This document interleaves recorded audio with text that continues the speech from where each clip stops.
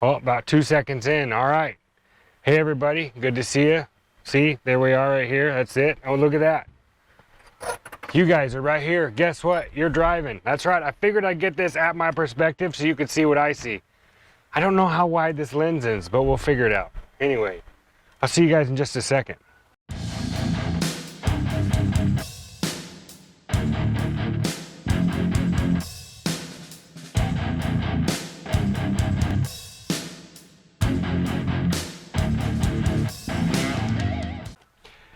Scene! I love doing that. All right, so today's car quiz for you folks, and where we're gonna go is, I'm gonna go back and do that road, the Haiku road that I did one time already, but for some reason, technical difficulties, I didn't have this hooked up or something. I don't know what I did. It was my fault. It always is. So let's just drive for a little bit and see how many stories I can come up with, because today might be action-packed or not. Either way, we're doing something. Oh, look, I'm gonna put my welding cap on top of you so you don't get hot. Oh, isn't that nice of me? Yes, it is. Oh, no, no, no, no, no, no, wrong. Right? Yeah, there we go. Shade the machine. All right, here we go. All right, car quiz today. I asked you what W27 was, and a lot of you folks said it was for an Oldsmobile. An aluminum housing for the rear differential. And scene. Hello everybody, I'm doing a correction to the video. As I was editing, I noticed that I misspoke. For the longest time, I thought that the W27 option was just a differential cover. And some of you guys said that it was the actual housing, and I was like, no, you guys are on drugs. There's no way. No chance. Just like that guy that was driving next to me with the lighter. Oh, you haven't seen him yet, so you'll see in the video later on what I'm referring to. I went back and did some research, and I was wrong. And this whole time, I thought that it was just an aluminum cover aided for cooling.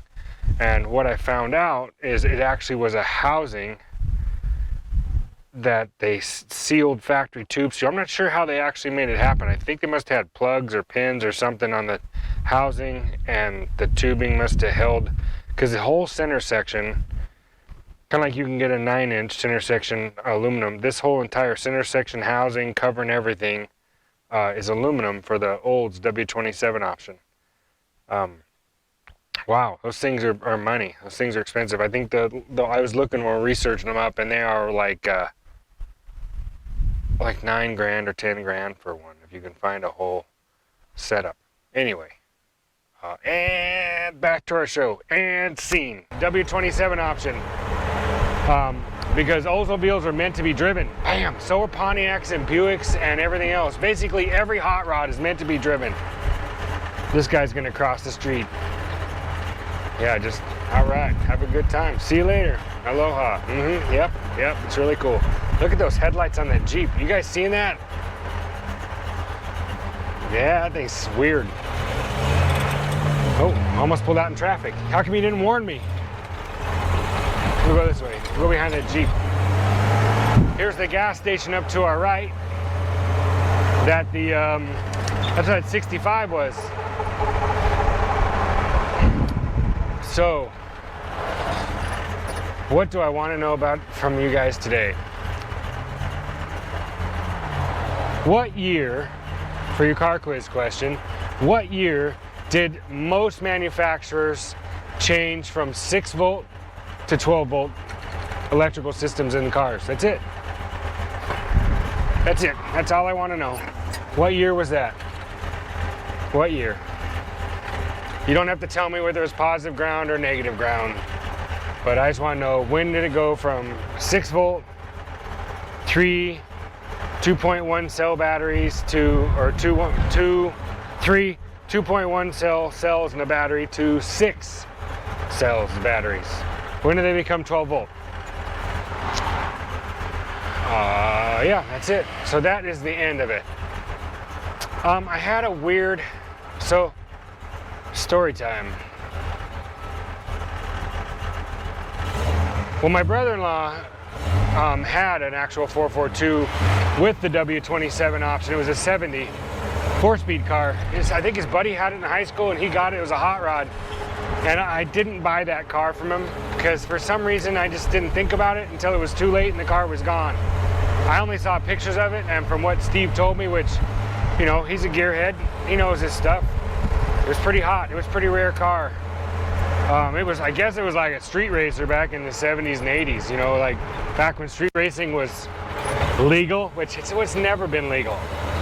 But the cops didn't bother us back then in the 90s, early 90s, up until like, I'll say 94. 1994 was probably the pinnacle of the crazy stuff you could get away with on the streets, and the cops would never bother us. In fact, they would come out and like time us with their guns and let us know how fast we were going.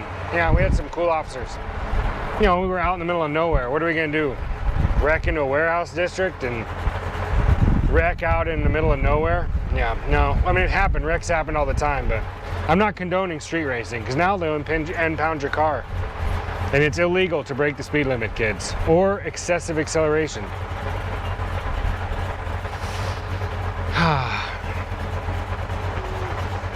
How's it? That ride is sweet, bro. Oh, thanks. Yeah,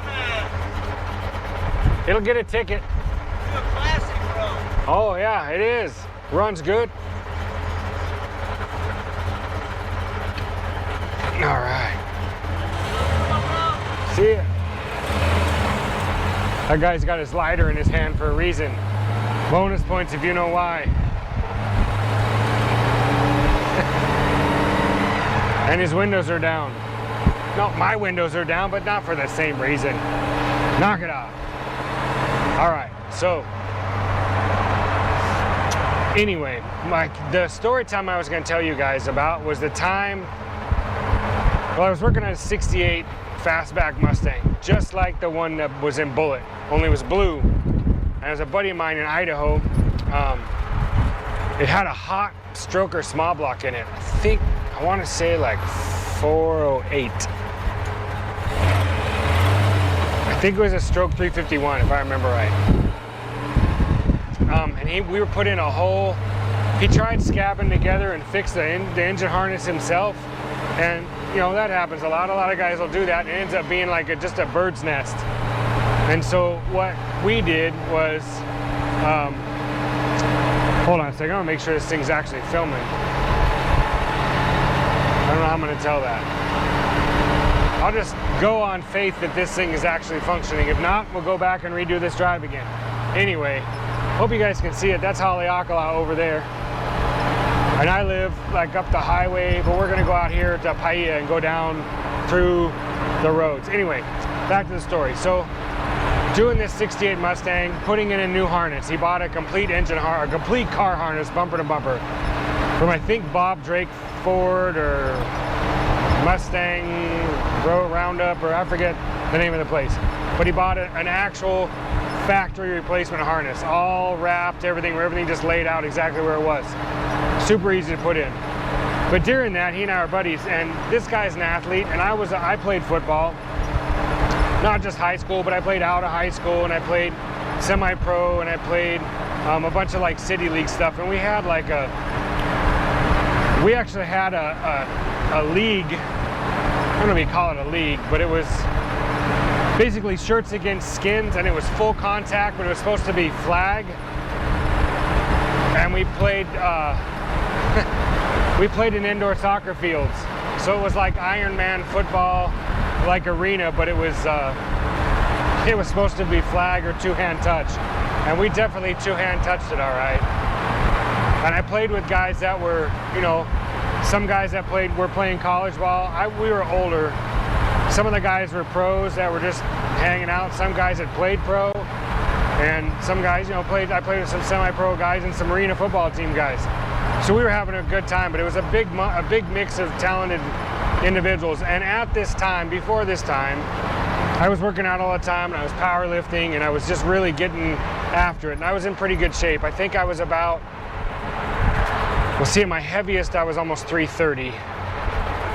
But that was when I was really powerlifting. So this would have been, I was probably 60 pounds heavier than I am now. I was probably like 295, something like that. And I was, I don't know, probably 31. Yeah, 31, 32, 31.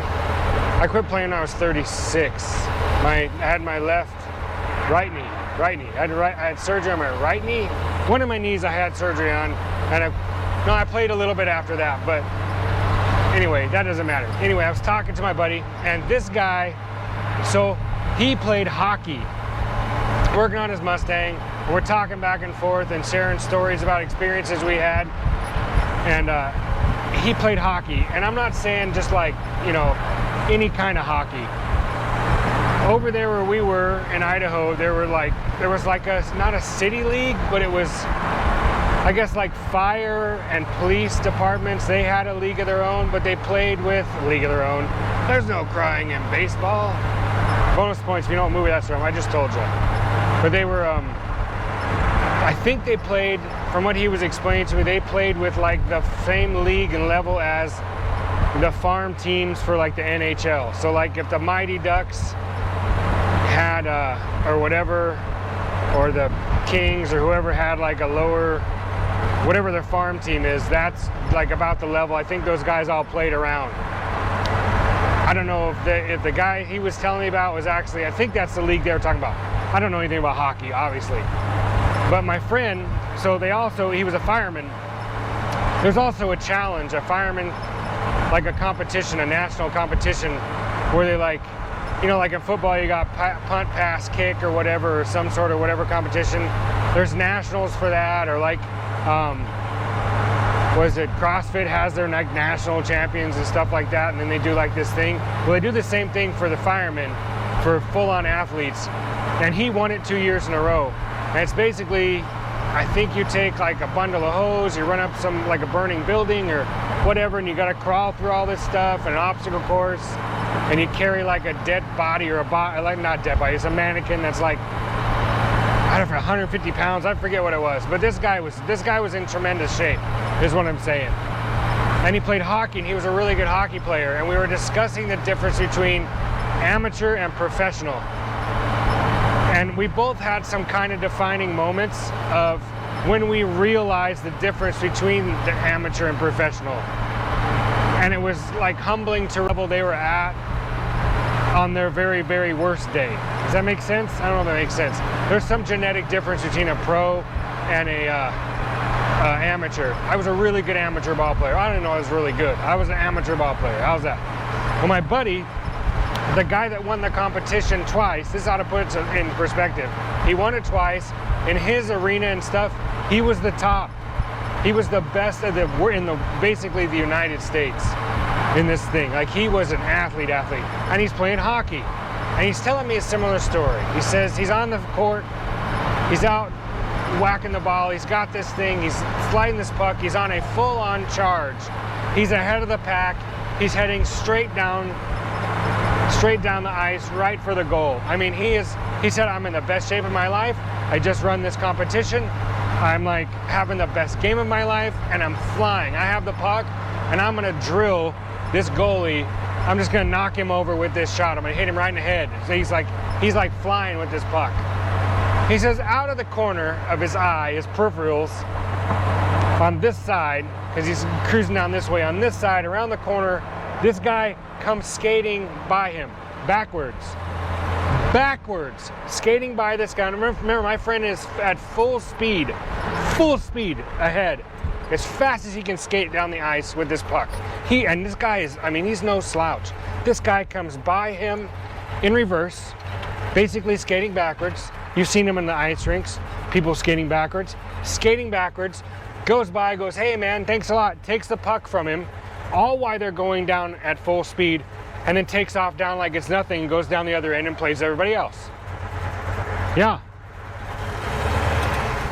My buddy tells me he slows down and stops, looks at the goalie, and the goalie's eyes are this big because they're like, you know, a couple yards from the goalie, and he's like looking around the ice, and like all the way down at the other end is like where it's going on, and he's like way down here, and he said he'll never forget it, that was the moment that he realized, and so that he realized the difference between amateur and professional. Let me tell you who this other guy was. So this other guy who was playing, This is Paia town, by the way. There's a sign over there, Paia. So he was, this guy played for the Ducks, I think. For the pro hockey, in the NHL. But he was called down to the farm team. So he wasn't even at the level of like the guys actually up in the pros. He was like a sub for the pros playing in the farm team. A good player, but not like starting or whatever. But that's the difference. This guy, he said he went by me, he said he come by me like it was effortless, like there was nothing. He just skating by, hooks it and goes, hey, thanks a lot, see you later, and just took off like nothing. He tells me, he said, this guy, he said, I could be on the best game of my life like I was. This guy could have had food poisoning and beat me. And I was like, it's not that bad. And he goes, oh no, it is. And I was thinking about playing a game. So I was playing football. So I'm in the arena, I'm playing with these guys, and we have had like the game of our lives. Like we are out destroying stuff. Like our team is like, we're lighting people up. And I got this one kid I'm playing with. I'm not gonna tell you any names. And he had some friends, and they all like were college guys, college kids, and they got drafted. His buddies all got drafted in the NFL. They still play in the NFL. And he was in the draft, and he was in like one of the, not the first round, but he was in the first, probably the first 5 rounds. He was really good, as he was eligible for all that stuff, and he was like putting his place in or whatever. His girlfriend at the time got pregnant.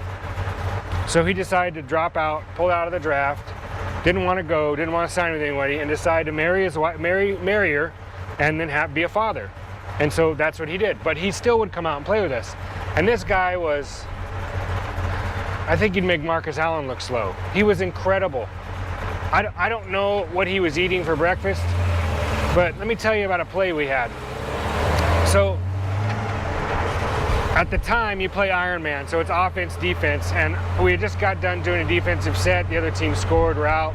So we're coming up, and so we take off. We're at the goal line, taking off from like 5 yards in an arena field. An indoor soccer field is pretty small. It's about 50 yards long, total length. So it's like half a football field. That's what, and about 25 yards wide. It's like half. And so we're playing, we take off the ball, and I'm like, I'll just run this way and I'll run a block. And I was pretty quick, so I head off with this kid, and I throw a block, throw another block, and all of a sudden, on my shoulder on this side, a hand comes on my shoulder, and he pops up, and he's running a lot, because at that time, the arena football, the walls are live. You can use them like a player, or an obstacle, or whatever. Like, they're live, they're not like out of bounds. Unless you pick somebody, throw them over the wall, and they go over the wall, then they're out. But like, so he uses the wall like it's part of the field, hits me on the arm, runs, and we're at a full sprint. We're flying. I just threw a shoulder, knocked this guy flat, laid this other guy out. He comes around all of us, goes up on the top, because there's some defenders coming at us, and he hits me on the shoulder, bounces up, runs like 3 or 4 steps along this wall, along a wall at head height. He's higher than I am, running, jumps off, because he goes around this whole pile. I'm going to get in this pile of all these defenders, busts through them, goes over around them, and runs for a touchdown. Yeah, running on the wall sideways. I've never seen anything like it in my life. I don't know. It was like real life Spider-Man, but this guy was incredible. And he wasn't even trying. I ended up in the end zone with him, and I was like, wow. And he was like, what? It didn't even faze him, but it was the coolest thing I'd ever seen. I didn't know people could run sideways in real life. I thought it was in the movies with like, you know, cables and stuff for, you know, rigging so they could run like, you know, what was that, the American Ninja thing or whatever, Ninja Warrior stuff, where they got all sorts of rigging and cables and all that kind of stuff for safety. Yeah, there was none of that. We were playing shirts and skins and tackling each other. So this is Mama's fish house right here. Here's the boat we're going by, Mama's. I have a surfing story about being out here and ending up in front of Mama's. I won't tell you about that now. My wife doesn't like hearing about it. Let's just say I had no business being in waves as big as they were. And my first time being in this spot. It was real dumb. So, yeah, that's the difference between amateur and professional. Totally insanity. Amazing, amazing abilities. It's similar to what we got going on in the YouTube world with car stuff. Like, take this car for instance. I put it together close enough to like run and drive. Do I have the ability to actually finish it out and make it like a pretty nice show car? Sure. Yeah, I mean, I could. Do I have the kind of really good expertise level eye to do that? I can see it. Can I actually make it happen? I don't know. I can tell the difference in quality of you know, a car built by a professional versus, you know, cars built by an amateur or whatever, like a hobby guy like me. I've worked in lots of shops on lots of cars and seen lots of, hold please. I've seen lots of cars like that built. I've seen tons of cars without their makeup and stuff on, and, you know, and I can tell on most cars where a lot of mistakes are. But I can tell you there are certain people in this industry, I'm not naming any names, who are a different level above the normal layperson building a car. Like, their ability and the detail level, it's just, you know, they're a professional. And I'm totally in awe. I think it's amazing the gifts that they got. I mean, I don't know. I've seen some amazing welders in my day. Lay some amazing beads in projects, and they didn't like them. They thought the welds were terrible, and they looked like a machine did it. It was beautiful, like art. Anyway, we are heading, this is Hana Highway, by the way. We just went from downtown, we head out Hana. We're heading on Hana Highway. We're gonna stop and head up to Haiku and take Haiku Road and follow that around. Actually, you know what? Maybe we'll just take this tour into Haiku and we'll stop in Haiku, and maybe another video we'll pick up going that direction. Because this video is already 20-some minutes long. But I wanted to show you, this is Maliko Gulch. I want you guys to get a different perspective, and I wanted to see if this camera will pick up that perspective. It is beautiful. That's the top of the volcano up there, Haleakala. Saw that sign back there, said Huli Huli chicken. It's basically rotisserie chicken over an open pit, and they call it Huli Huli because the Hawaiian word for what huli means, like, is fall over, like flip forward or fall forward, like huli. So you like flip forward. So Huli Huli chicken is flipped over chicken, right? Fall forward, Huli Huli chicken. It's good, it's real good. It's over at Kiave Wood, which Kiave is the same thing as mesquite. So it's mesquite. Everything over here, if you see it smoked, like smoked meat or smoked food or barbecue or something that people are cooking on the grill with wood, 99% of it's going to be what you guys would call mesquite, or what's on the mainland is mesquite. But over here it's Kiave. Kiave. K-I-A-W-E. Kiave wood. It's good. I mean, it makes that really good smoke flavor.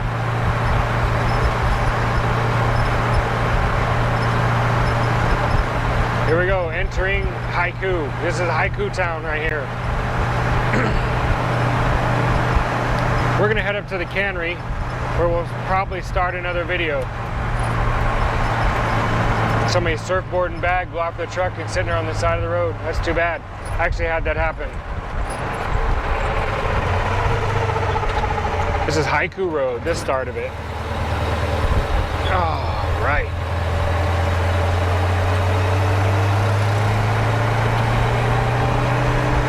It's weird how Haiku, the roads here, they don't always connect. Haiku Road doesn't always connect to Haiku. You'll see what I mean when we get up here.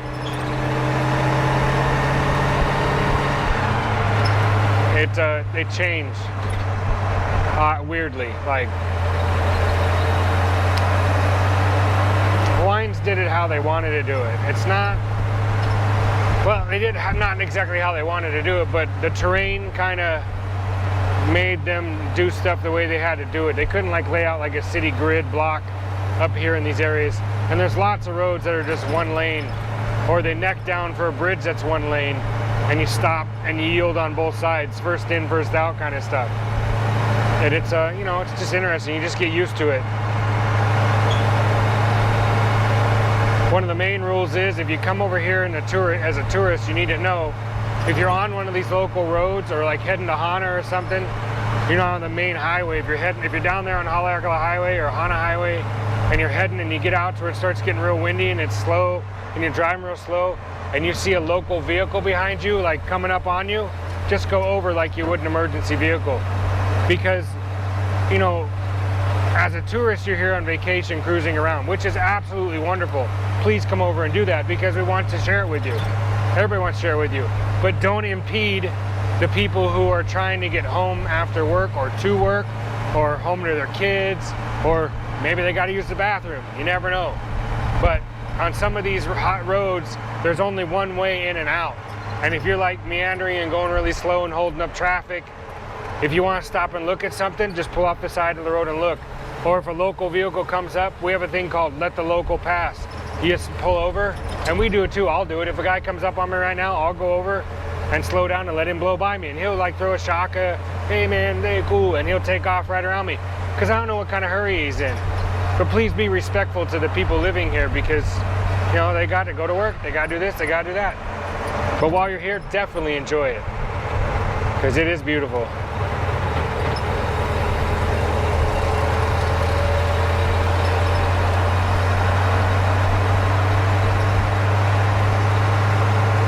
That hill directly in front of us is called Giggle Hill, and it used to be an old army base around it, like, and barracks and stuff. And the reason they call it Giggle Hill is because servicemen would be over here in the U.S. military, and there's lots of wahinis over here, girls, local girls, and you know, when guys and girls are necking up on a hill, you're going to hear some giggling. So it's dark and there's lots of trees and lots of spots to giggle. So they call it Giggle Hill. That's what it is.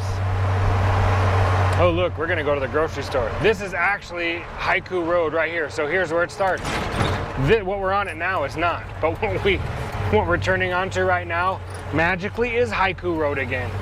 How's that? We're gonna go up here in the Haiku Marketplace. To the grocery store, I call arm and leg, or a lot of people call arm and leg because it's really expensive and it costs an arm and a leg. I know, dumb local jokes, but that's what it is. We'll go park, I think, back in the shade over here somewhere. Yeah, arm and leg, Haiku Market. It's not really that expensive. It's just, you know, a joke.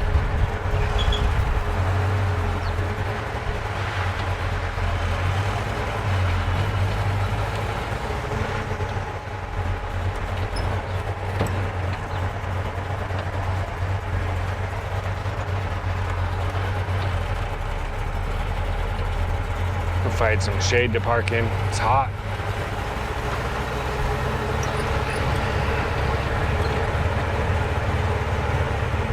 Mud puddles, yeah! I love driving around in the mud puddles. All right, kids, there we have it. We're sitting in the dark, in the shade. You're staring at a warning. This property is protected by 24-hour video surveillance, one of the gears. There's a bunch of surf shops over here where boards are made. Not my specific board, but it was made at a different cannery just down the road. Yeah, that's it. Great trip, here we are. You guys went along with me, good story time. We'll see how this perspective works. And I guess I'll see you guys on the next one. Aloha and scene.